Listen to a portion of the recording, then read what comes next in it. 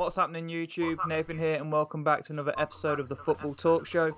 As always, if you want to see the live and unedited version, make sure to head on over to Twitch and check out Class of the 90s. Not only do we film the Football Talk Show live on that channel every Wednesday at 7:30, he also streams a lot of FIFA, so be sure to go and check him out. His link is in the description below. But without any further ado, let's jump right into it. Football Talk Show, here we go.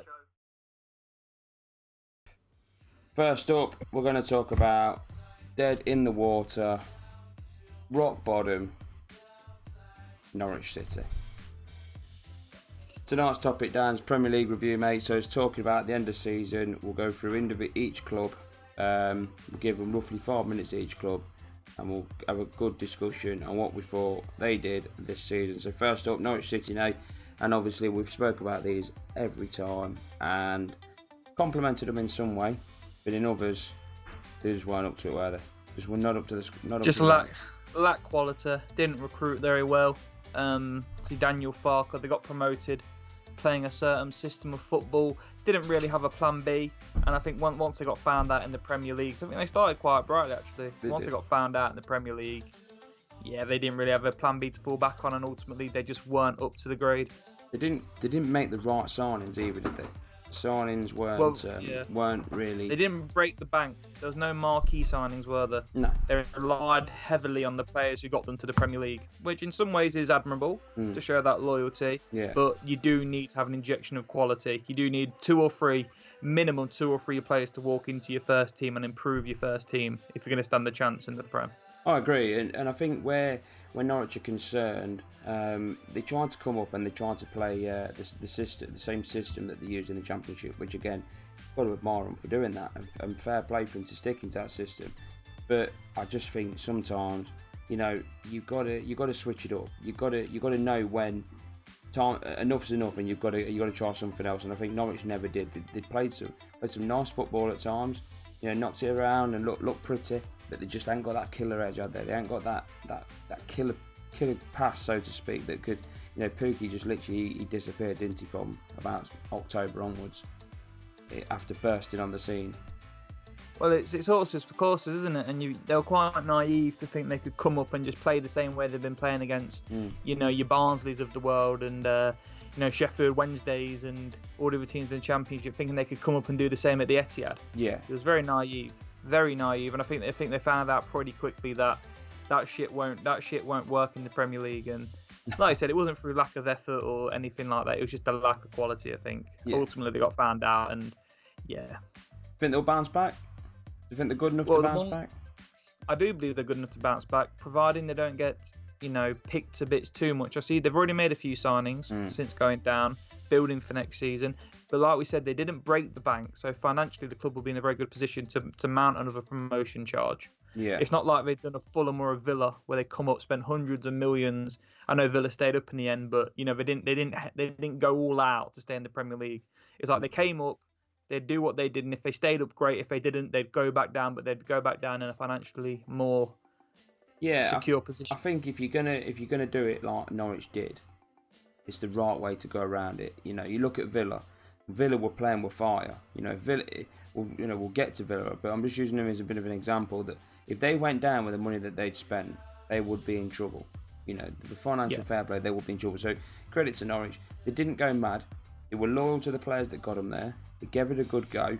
Okay, it wasn't quite enough, and I think in the end, it shown. It was dead in the water probably just after Christmas. Really, they just didn't look like there was nothing there, was there? There was no fire in the belly to try and really get them out of that relegation battle. So yeah, fair play to them for having a go, but I don't think they were ever Premier League standard from the off. I think they've got that nice bit of momentum. The momentum just fizzled out sooner rather than later. The bubble burst. Absolutely. We spoke about Watford, and we even did a Nigel Pearson special. And we said, I think it was the first episode we did, which was towards the end of the season, but we said we thought Watford was safe. We just couldn't see the bottom three changing, could we? And now look, they're second bottom, and well, they literally just. I know would Pearson have, I know we made this episode about Pearson and we talked about Pearson, but would Pearson have really made a difference in them last two games? I think the last two games, who did they have? They had Arsenal on the final day, and was it Man City? Yeah. I mean, I don't know Man, if he'd have kept them up, but he's certainly more equipped to keep a team up and get something out of them games than Hayden Mullins. And he's yeah. also more equipped than any other manager they will appoint to now get them out of the Championship. So from both perspectives, it made zero sense why they'd sack him. Yeah, I'm not a fan of it. I'm not. And again, like I said, we've said before, we did an episode on this, so check it out. It is on Nayle's YouTube. It's a great series. We literally rip Watford to shreds and back Big Nige. Big Nige, we love Nige for what he did at Leicester, but it's two tough games. I think the Arsenal game, it was a gutless performance. I think did it finish 3-2, 4-2? 3-0 down, though, weren't they? I think they were 3-0 down, and I know they got 2 back, but it was just a gutless performance. And you go to Arsenal when they've not been great this year, and you think, go on, have a go. This is a team that you can have a go at, and if you have a go at them, they will bottle it. Arsenal are renowned for that this year, but they just didn't. Watford just didn't. They looked dead and buried. They looked like they were ready to, prepare for the Championship. Was that a backlash from the Pearson sacking? Because Deeney wasn't convinced, was it? No. Deeney, usually when a manager gets sacked, you have the dead cat bounce, don't you? Where the manager goes and the players are sort of, this sort of revitalises the club, and for one reason or another, results seem to pick up. But if anything, when Pearson left, it had the adverse effect, and they just seemed out of ideas, like I said, clueless, spineless, almost renowned to the fact they were going down. They were. They'd sacked one manager too many, and it finally caught up with them. But once again, like we've even said before, the sacking of Pearson made no sense from the point of he would have had the best chance of keeping them up, and going into next season, he has the best chance of assembling a squad that can come back up. So I don't know who the next manager is going to be. I don't know what the odds are. I don't know who they're talking to, but I can guarantee you one thing, and I'll say this right now: none of them will have the credentials in that division Nigel Pearson has. No, absolutely not. As a Watford fan, would you say that they were they expected to be in a relegation battle? No. No, I don't think so Top either. Finished last season, FA Cup final. I think the last thing on them, I think they were probably more looking towards Europa League as opposed to relegation. The Watford, as a fan, Watford are going to be absolutely gutted with that, aren't they? Oh yeah. And no one wants to go down, but that must have come as a shock to them, because they must have not expected to be in this mess. No. And to go through 3 managers, was it 4 managers this season? Yeah, Gracia, Flores, Pearson, and then Mullins, and then Mullins had 2 stints in charge, didn't he? 2 small stints. Yeah, it's poor. It's poor running of a football club. It's poor from the top. It's caught with them and they're down. So yeah, that's it. Yeah, nothing like I say. Overall, Watford fans are going to be pretty peeved. They're not going to go. No one wants to go down, but not when you're expecting to push the top off. But yeah, signings for Watford. What would you rate their signings for the season? Just a quick one before we move on to the next one. What would you? The lad Sarr came in from Rendon Needed. He's done quite well. I think he'll get a move to the just back up into the Premier League. Erratic, quick. I'm trying to think. Who else did they bring in? Danny Welbeck, injury prone. Didn't really make much of an impact. And I'm trying to think who else did they bring in who made a big impact. And the third and final team to be relegated this year were Bournemouth. Was this a long time coming? I think so. I don't know. They were always down there. Quite often they were down there, and you always thought they could go, but they always seemed just to have enough in the tank to get out of it at the end of the season. I think the big thing for Bournemouth was losing David Brooks, I think, this season, and Ryan Fraser's performances dropping, pretty much falling off a cliff compared to last year. I think when you lose those 2 men out wide. I know Fraser played, but his form, he was like a different player last season to this season. And David Brooks, what he brings to the team, accompanied with the other injuries they had to like Wilson and King at different points of the season, it was just a series of unfortunate events saw them go down.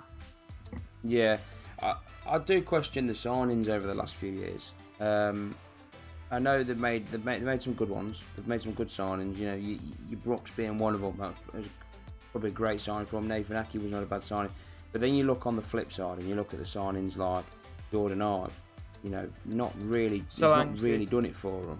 Solanke. I think he went for the best part of the season and not scored a goal until he came up against Arlott. Yeah. You can't. As a side, I know Bournemouth haven't got a massive budget, and Eddie Howe was probably working on a shoestring budget. But when you do get some money, you've got to spend it wisely, and I just don't think they did. I don't think they spent. And let's be honest, when you're playing with back four, Simon Francis, and the rest of them, it's only a matter of time until that axe comes down and you get relegated. And then they did, didn't they? But to be fair to them, they gave it a good fight towards the end. Yeah. They gave us a good hiding and took Everton right to the end. Probably should have got something at United as well. So no, I don't think an Eddie Howe team would have ever down tools. I think it was just a lack of quality in the end. Injuries didn't play their part. The recruitment wasn't superb. When you talk about the recruitment, that sort of came to bite them on the backside when they had these injuries. They didn't have the depth, and that's because these signings they bought in weren't good enough. No, I agree. And like I say, it was a long time coming for Bournemouth. Maybe did their fans expect it? Do you think this year? I think Bournemouth, as a Bournemouth fan, at the start of the season, your bread and butter is stay up. Anything else is a bonus. So whether they thought they'd go down, no, but it was always a possibility, I think, in their minds. And obviously Eddie's now left. Yeah. Think he'll be snapped up elsewhere? Premier League, maybe? I imagine he'll probably have a break from football. Don't know why. I think he was at Bournemouth for 8 years. I can imagine him just taking maybe half a season out, but I'm pretty sure it won't be too long before he's linked to a few managerial vacancies. Do you think he's the type of manager to only really do it with one club? Because I know he went to Burnley and failed miserably, but Bournemouth, he seemed to work wonders. I know some managers fit the clubs, don't they? They do. Only time will tell. Like I said, he went to Burnley. He was still very young when he went to Burnley. He did some good things at Burnley. I think he brought in Danny Ings, who obviously was a massive success for them. Trying to think who else. Junior Stanislas did he take to Burnley as well? So there's a few good players he took to Burnley, and they did well for him in the future. But like I said, at the time, he did a pretty poor job at Burnley. He looked like, but it seems like Bournemouth is his kind of pond where he's the big fish, and it all seems to work. His type of personality seems to work at Bournemouth.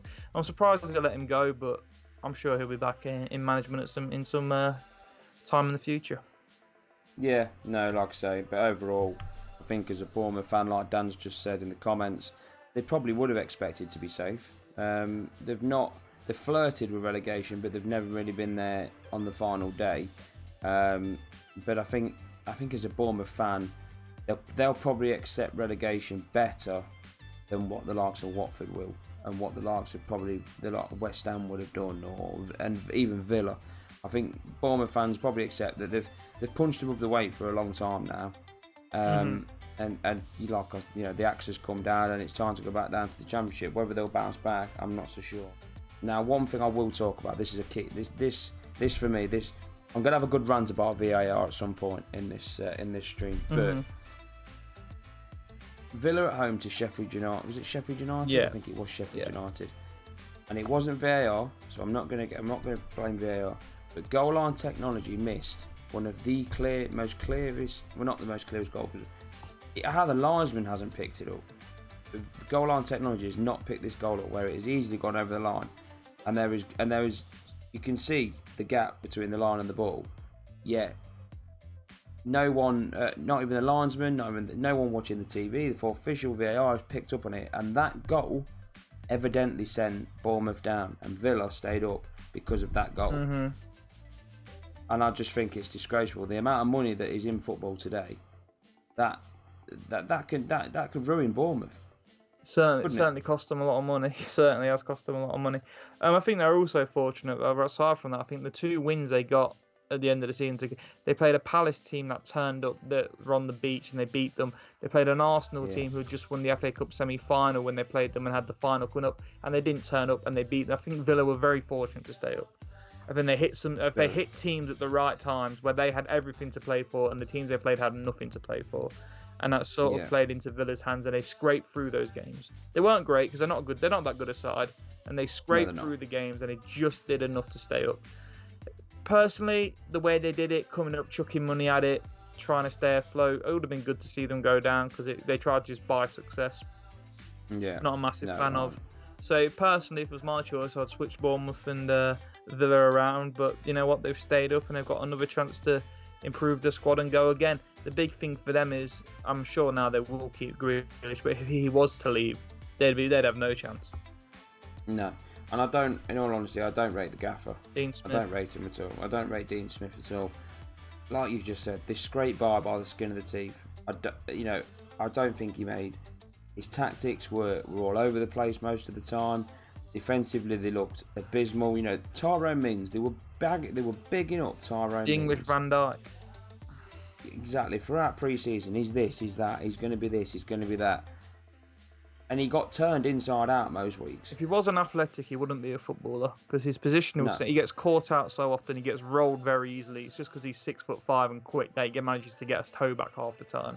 He gets him out of jail so often, but his actual football brain is not one of a standard that should be anywhere near the Premier League. No. As for Villa's signings, they spent a lot of money, didn't they? And I'm sure the fans, whoever, if they're watching this, their fans will agree. The amount of money they spent, they really shouldn't have come that close to going back down. Was it 110 million? Something along like those that? lines, yeah. That's an astonishing amount of money that is to be spending as a club that's just come up. And the players that they did sign, Wesley being one of them, he reminded me of Mark De Vries for the days back at Leicester. You know, offered nothing, no pace, clumsy, couldn't finish. You know, he just for how much did they pay for him? 22 million from Belgium. 22 million. Okay, in this current market, Manchester United. Pipters, right at the end. To be fair, we were gutless, weren't we? We saw it coming for weeks. It wasn't a shock. It was coming for a long time that we were gonna bottle top four, and Man United and Chelsea were going to get in the top four because football is so unpredictable. And isn't it magical when Liverpool, Manchester City, Man United, and Chelsea finished in the top four? I mean, it really is. Who would have predicted that? I mean, seriously. Really unpredictable. But no, Man United, good squad. Season, a story of two halves of the season, really. Pre and post Bruno Fernandes. Pre Bruno Fernandes, it looked like they were running through Ready Breck. Quite shit. Yeah, abysmal. Post Bruno Fernandes, he got a good relationship with Pogba. You know, the likes of Martial and Rashford looked like they could actually get in behind because they had some quality feeding, giving them the service. Mason Greenwood, everything he hit flew in. So yeah, things clicked for Man United. And they will, and look like there will be a bit of a force next season. Yeah, like I say, Greenwood, he's really hitting the ground. I know there was the big hype about Rashford, weren't there? And I always thought Rashford a little bit hit and miss, and I'm not his biggest fan, and I'm still not. Greenwood, on the other hand, he looks a player. He does look Ole a player. Solskjaer said he's the best natural finisher he's ever worked with. I don't know if he's just blowing smoke up his arse but that's what he said. So you have to take that on someone who sees him every day in training. And don't get me wrong, some of the finishes, he looks very accomplished in front of goal. Up next, Pep Fraudiola. Man City, you can't disagree. They are a fantastic team. They are. Man for man. Wonderful team. De Bruyne, probably the best player I've seen in. I was quite young when Henry was in his plum in the Premier League. Yeah. Quite young. I was only about 6 or 7, so I don't really remember it too well. But De Bruyne, wonderful footballer. Yeah, fantastic. And man for man, I know it's going to sound ridiculous because Liverpool won the league, but man for man, Man City are the best side in the Premier League. But yes, and in terms of depth as well. But Pep gets far too much credit for doing little. We talked about Sheffield United earlier and Chris Wilder. Let's just say, let's say next season, first game of the season, you say to Guardiola, you take over Sheffield United. Well, they finish. Yeah. No, there's no blank checkbook. You've just got these lads in front of you. If you're such a great manager, improve what Chris Wilder did. He wouldn't be able to do it. Neither would Klopp. No, you wouldn't. Neither would Klopp. No. So are they great managers, or are they great managers when they've got great players and an unlimited amount of money to spend? Well, you look at Pep's line of clubs. Starts off at Barcelona. Already greatest an established club side in history as well. World-class side. That team he had. Exactly. Wow. With an unlimited amount of money. Not that they needed to buy anyone. Fucking hell. So he's got He's gone into a club that is already world class, and he's also then got an unlimited amount of money to then go and buy more players for this team that is already world class. And he goes on to create the so-called tiki-taka, and they win everything, and he goes on to Bayern Munich, and he inherits a world class side with yet again an unlimited checkbook. And they go on again to win everything. They won the Champions League though, didn't they? At Bayern. Well, yeah, or did it? I thought he won the Champions League. Not at Bayern. No, he didn't. Oh well, okay, I'm mistaken. But he still had a very easy job. I mean, he keeps getting this praise, and it goes on and on. And then he comes to Man City, again, an already established world class side with an unlimited checkbook.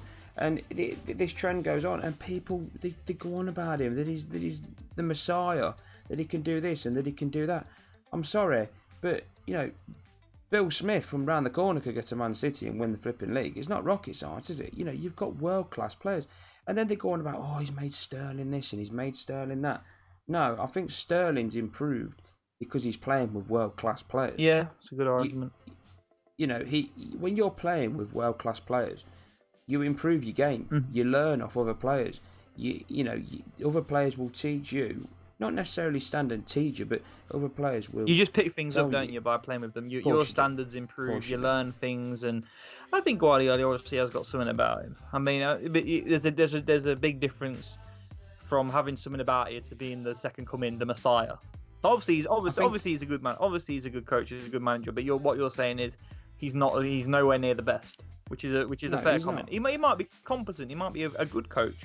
He probably is a very good coach. But you're saying he's not the best because he's never been in a situation where all the cards he's not had a test. He's every club he's been at, he's held all the cards in terms of money, squad. He's had everything going for him.